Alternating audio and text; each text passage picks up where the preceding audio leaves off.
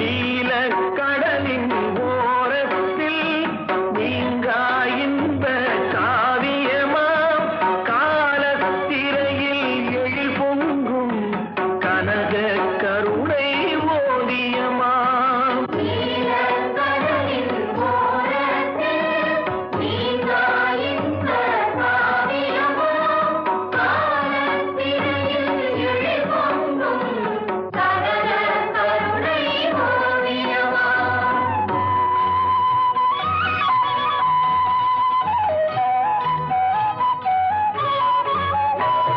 தென்னை உயர பனை உயர சென்னல் உயர்ந்து கதிர் பெருக